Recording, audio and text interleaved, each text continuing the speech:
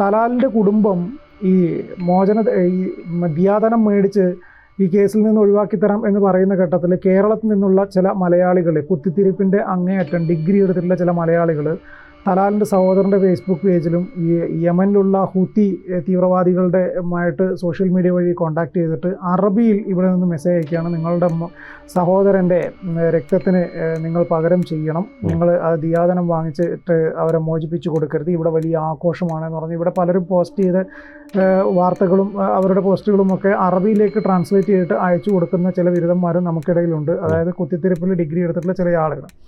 അപ്പോൾ ഞാൻ പറഞ്ഞു വരുന്നത് ഇത്രയേ ഉള്ളൂ.